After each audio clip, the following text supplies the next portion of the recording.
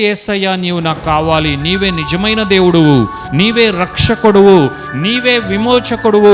మానవ జాతి కోల్పోయిన నిజమైన స్వాతంత్రాన్ని తిరిగి మరలా రక్షణ ద్వారా, నీ త్యాగము ద్వారా, నీ ప్రాణము ద్వారా, నీ బలియాగము ద్వారా, నీ రక్త ప్రోక్షణము ద్వారా ఈ భూమిపైన నిజమైన స్వాతంత్రం కొరకు ప్రాణాలు అర్పించిన, ప్రాణాలు కోల్పోయి మరణించి మృతులలో మృతుడుగా అయిపోకుండా మరలా 3వ దినమున తిరిగి పునరుద్ధానుడై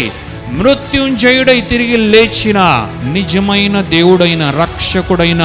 నీ యందు విశ్వాసముంచే ప్రతి ఒక్కడు కూడా నీ ఆత్మనే పొందుకుంటాడు అని దేవుని వాక్యంలో ఉంది కదా. ఆ విధముగా నేను కూడా పొందుకుంటాను అని ఎవరైతే విశ్వసిస్తారో వారందరికీ కూడా ఈ ఆత్మ ఉచితముగా బహుమానముగా లభిస్తుంది.